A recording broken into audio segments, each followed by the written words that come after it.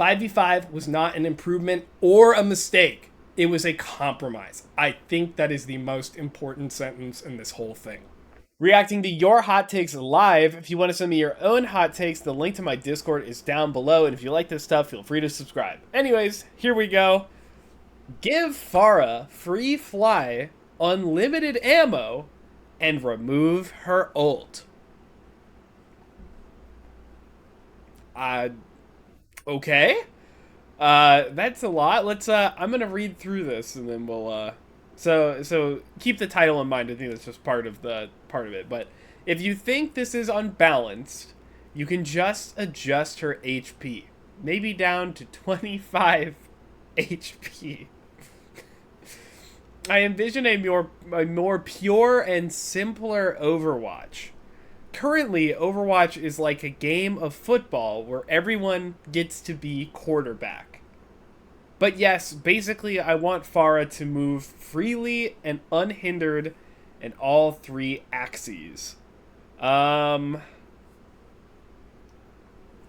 Pharah free fly. So no resource. Maybe not even like she has her abilities, sure. Unlimited ammo, which I don't think is like it's like her DPS just goes up, right? Like that's it. Like her sustained damage will go up. But overall, it's like that is like if there is one change, it's like maybe that's not the most ridiculous ever. Unlimited ammo on most characters that don't have like incredibly long reloads, like somebody who like fires super fast and forever, like a Mauga, you probably need him to be reloading. But honestly, it's not like the worst suggestion ever. And remove her ult. Now, we'll get to all the reasons in a second, but the idea that a character doesn't have an ult, to me, is a little like there is a gameplay flow to Overwatch, and part of the fun and the expression of skill comes in the form of being rewarded through ult charge, right? The faster, the better you do, the faster you get your ult.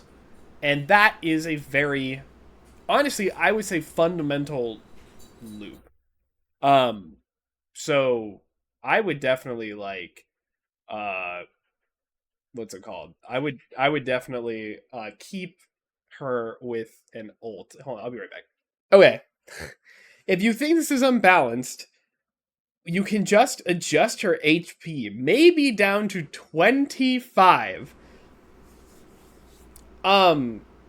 Here's what I'm gonna roll with the 25 HP for a second here.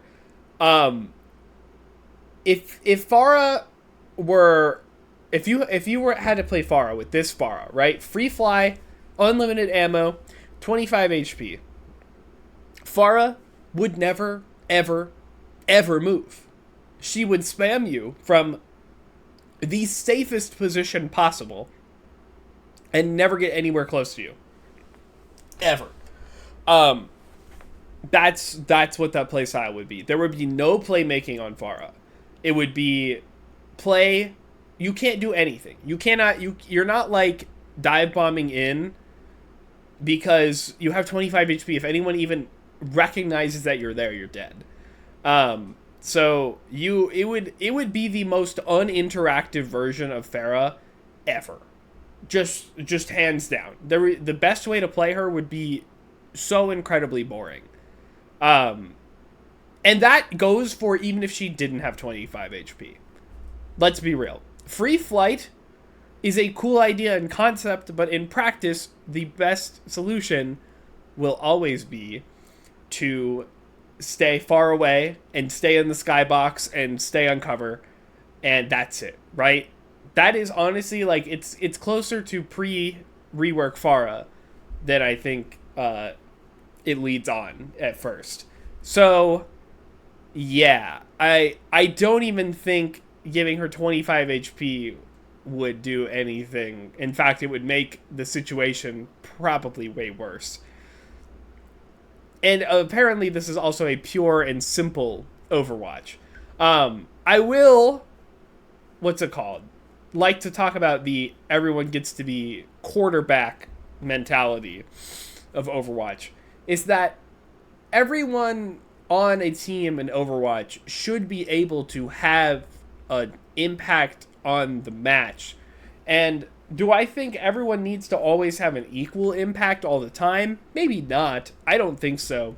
But I think it's like, why would I play a role where my character is just like, just this completely one dimensional nothing thing, right? Like, you want to be able to do things. You want to have variety in your gameplay. You want to be able to make plays. You want to be able to express your skill.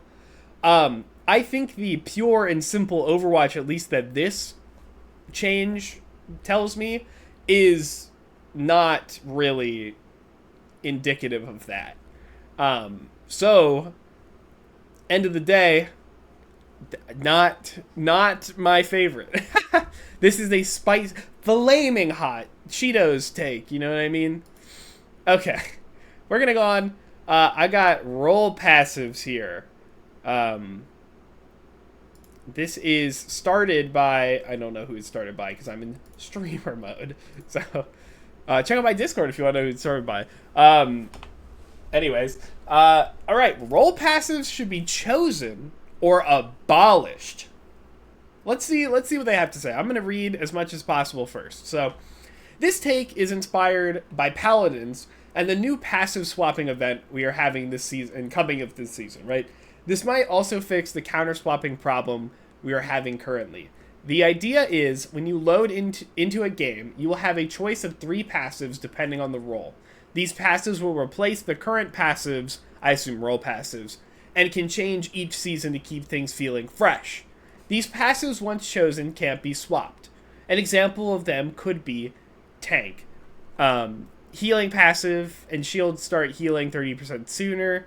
Knockback resistance by 35%. Stuns and status effect time last 15% less.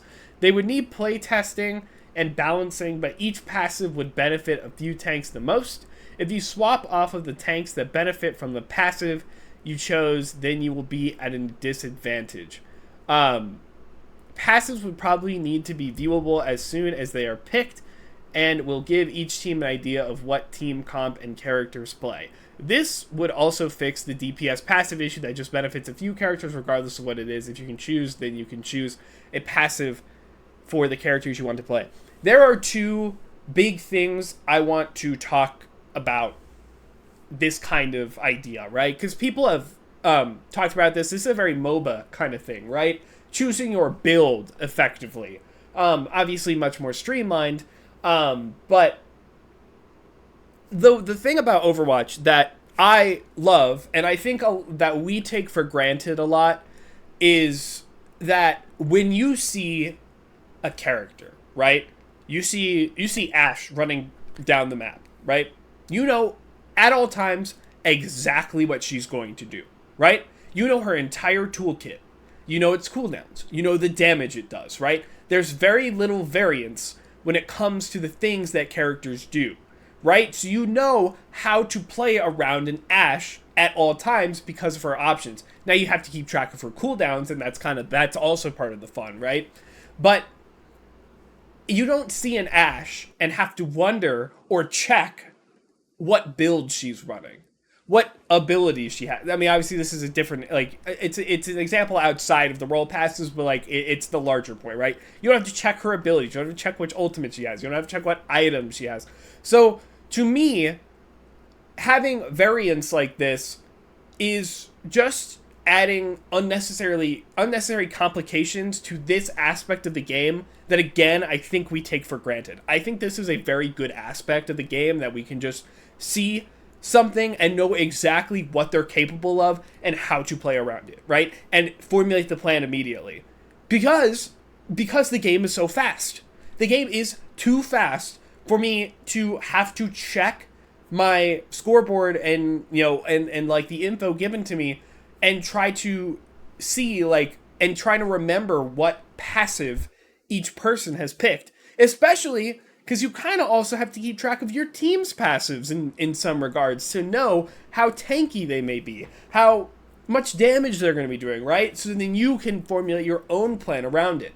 In something like League, where the game is much slower and not as demanding at all times, that is built into it, and that is part of the experience. In something like Overwatch, to me, that just doesn't feel like it exists, right? It just doesn't feel like something that is going to work as well as we think it might. I think there are some unintended consequences to this.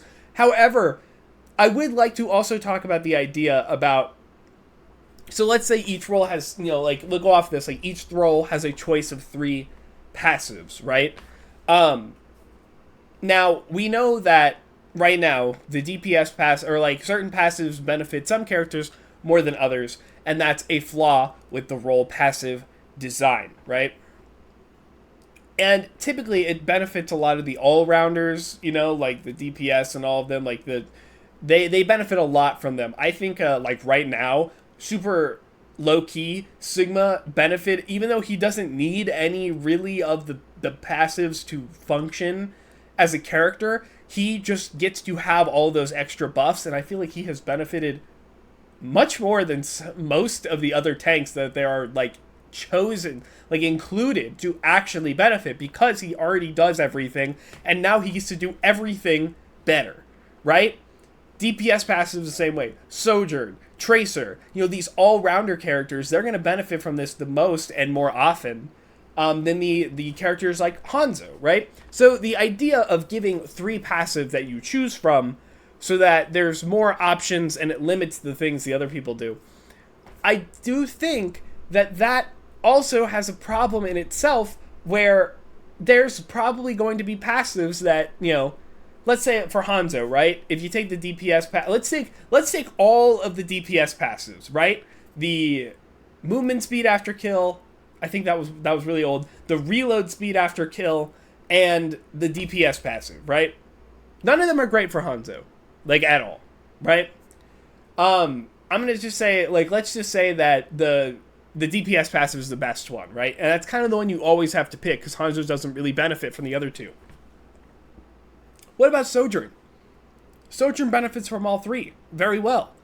So there's always options. You have many options and many choices for Sojourn. And so for Soj, she's always going to work most places depending on the passive you pick. But Hanzo only basically gets 1 passive.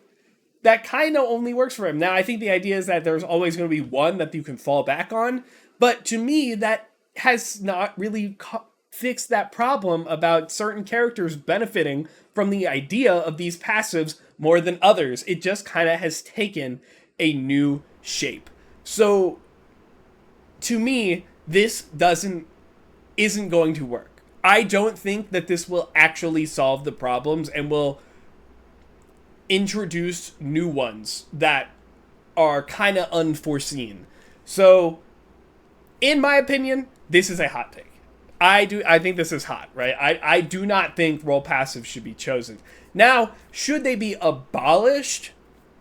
I think there's an argument for that. I think we should look at individual heroes first, and try to band-aid an entire role. I think is just not the goal, because different characters within the roles have different game plans. And I also think it's just more limiting to try to shoehorn individual unique characters into doing the same thing, right? I don't think that's what they're trying to do. That's why the tanks have like 3 different passives and they just all get it and it benefits them all differently so they can do what they want. But it's all this confusing, jumbled mess. And I would rather them not be here than have this kind of passive system.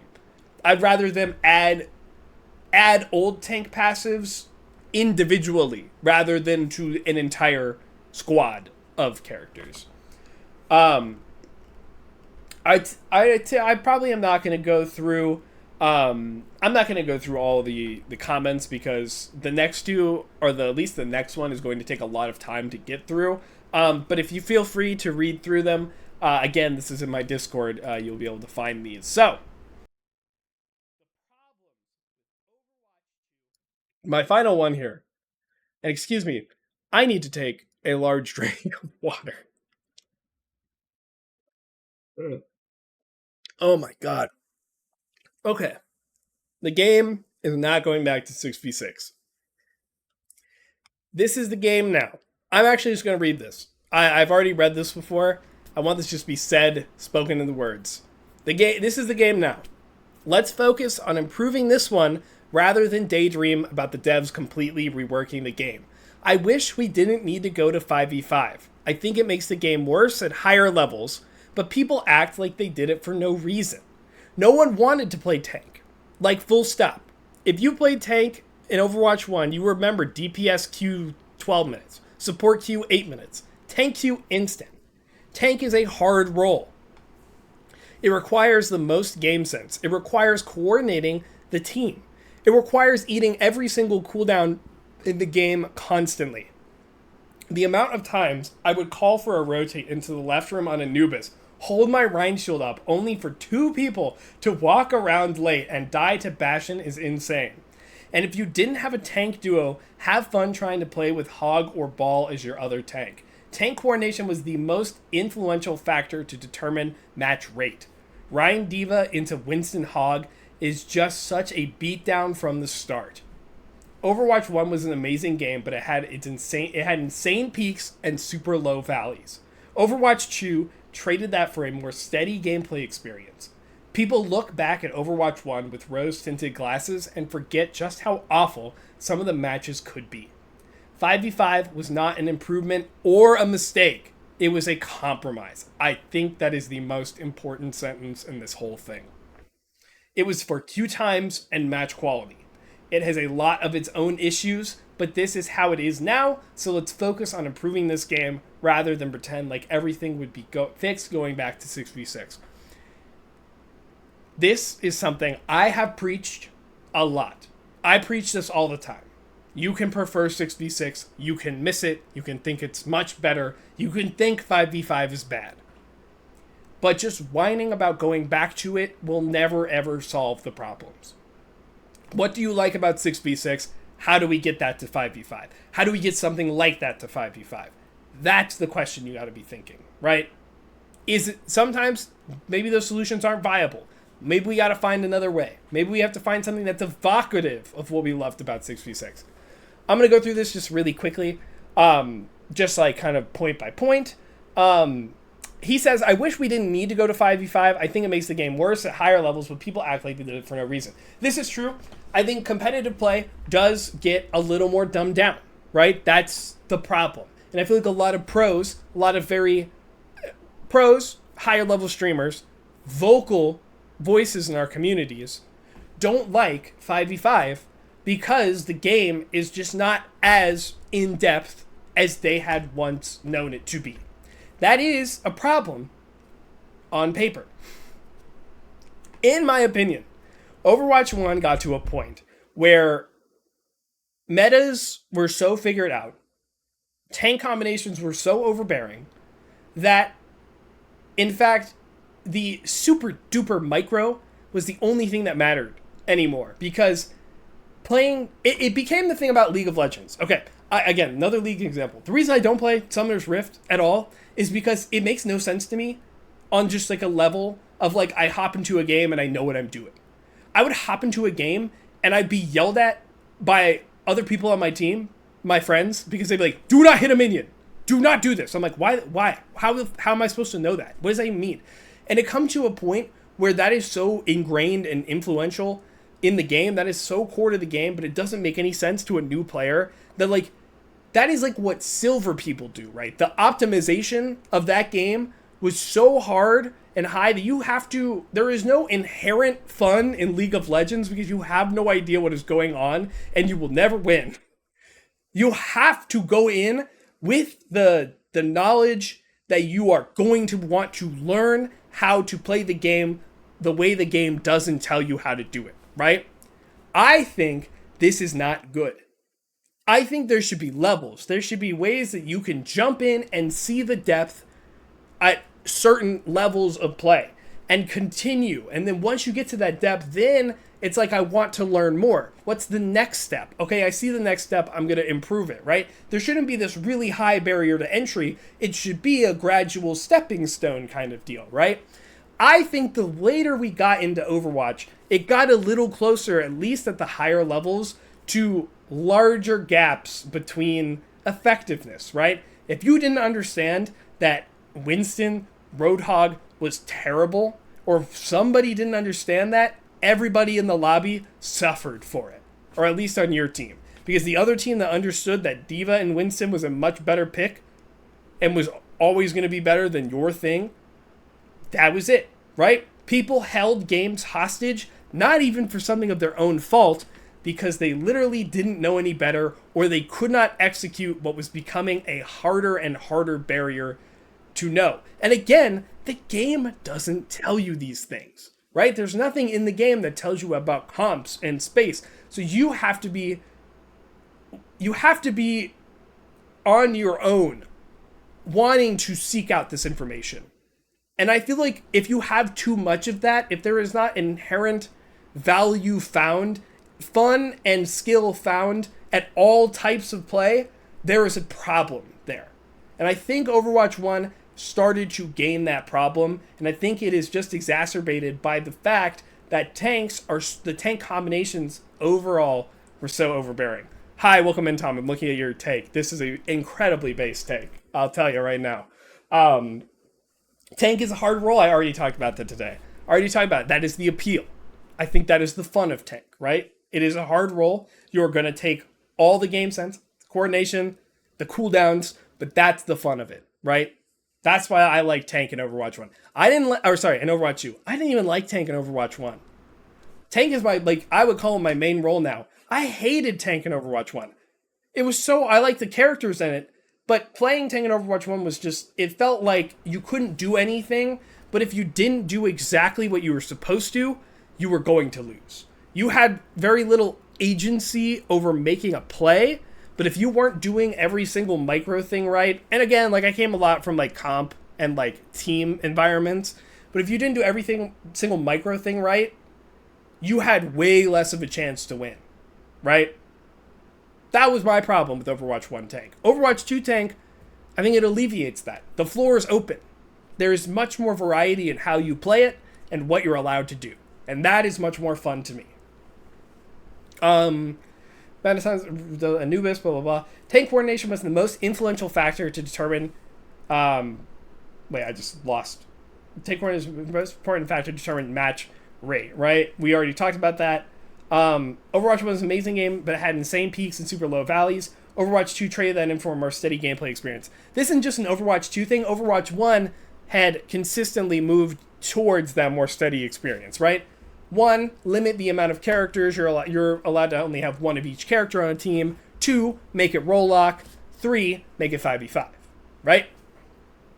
They've continued to make the game more viable and playable and fun in the ladder setting. And you have to remember that the ladder matters. The majority of people are playing on ladder. And even the people that play in team settings, majority of the time, they're playing on ladder.